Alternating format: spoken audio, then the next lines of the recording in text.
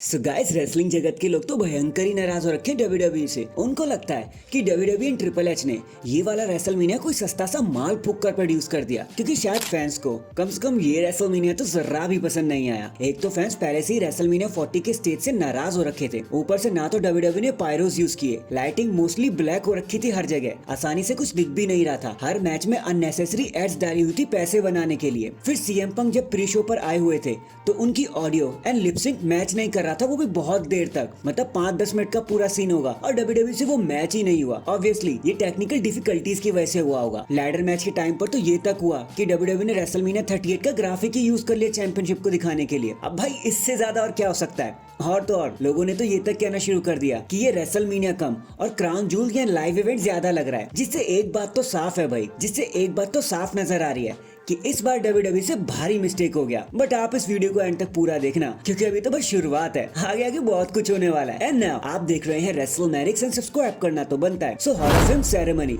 अब एंड हो चुकी है। मेरे को समझ नहीं आया कि डब्ल्यूडब्ल्यूई ने इसको नाइट 1 में क्यों नहीं दिखाया, बट चलो कोई बात नहीं, उनकी मर्जी होगी। बट हाँ, वहाँ कुछ चीजें ऐसी थी जो हमने नोटिस करी और बहुत से लोग सरप्राइज भी हो गए उसे देखकर। और एक छोटा सा रूल भी डब्ल्यूडब्ल्यूई ने तोड़ दिया, जहाँ सबसे पहले हमारी एक प्रिडिक्शन ठीक हो गई कि the Undertaker the greatest of all time Muhammad Ali को इंडक्ट करने आएंगे, और वैसे ही हमें देखने को भी मिला। इसके बाद हमने देखा कि नॉट ओनली रोमन रेंस ने पॉल हेमन को इंडक्ट किया, बल्कि अपनी सारी सक्सेस का क्रेडिट उन्होंने पॉल हेमन को ही दे दिया। जिसके बाद पॉल हेमन ने अपना ओल्ड बॉक्स निकाला, अपना लेजेंडरी ECW गेटअप किया एंड 18+ स्पीच ठोक डाली सबके सामने बिना रुकावट के, भर भर के गालियों का यूज किया एंड बताया कि बेटा हमने तो अभी बस शुरुआत करी है। अगर आपको लगता है कि आपने बहुत कुछ देख लिया है तो एक बात जान लो, आपने अभी तक कुछ भी नहीं देखा है। देन हमें फाइनल बॉस द रॉक देखने को मिलते हैं, जो अपनी ग्रैंड मदर को इंडक्ट करते हैं। ऑलमोस्ट एक न्यू चैंपियनशिप हमारे सामने अनवेल हुई, जो रॉक की धरोहर को दर्शा रही थी। एंड इन दी एंड जब यूएस एक्सप्रेस इंडक्ट हुए थे तो नॉट ओनली वहाँ बो डैलेस हमें देखने को मिले, बल्कि पूरी अरीना ने ब्रे वाइट की स्पिरिट को सेलिब्रेट किया कि भाई हम आपको भूले नहीं है। और वैसे ही लाइटनिंग दिखाई हर जगह लाइट्स ऑफ करके, जैसे वो तब दिखाया करते थे जब ब्रे वाइट रिंग में मौजूद हुआ करते थे, एंट्रेंस दिया करते थे। तो भाई बहुत मजा आया ये सब देखकर, जिसके बाद शो ऑफ एयर चला गया। सो हैशटैग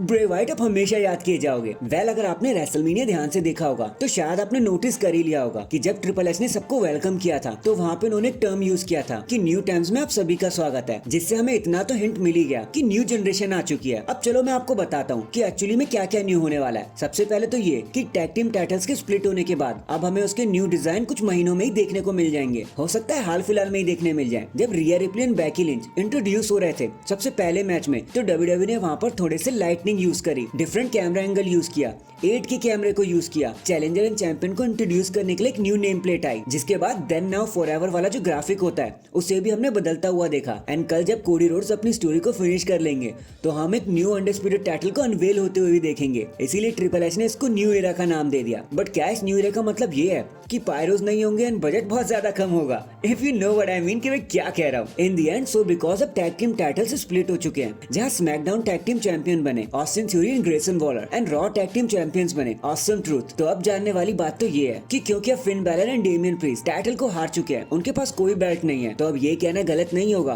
कि डेमियन प्रीस्ट शायद अब कल अपना money in the bank cash in कर ही दे, जब Drew McIntyre and Seth Rollins का वर्ल्ड हैवीवेट चैंपियनशिप मैच होगा। क्योंकि अब लॉजिकली जजमेंट डे से बाहर हो चुके हैं वो, अब वहाँ पे उनके लिए कुछ करने को नहीं है। सो बस watch out for that. So that is it guys, अभी के लिए तो बस इतना ही। देखो आप मुझे बताओ, क्या सच में रेसलमेनिया 40 आपको एक बिग मिस लगा? सच में वहाँ पे कुछ प्रॉब्लम थी? कमेंट करके जरूर बताना। एंड चैनल पर नया है तो चैनल को जल्दी से लाइक एंड सब्सक्राइब कर दो। बाकी मैं मिलता हूँ आपसे किसी और अपडेट के साथ, तब तक के लिए अपना ख्याल रखें और खुश रहें।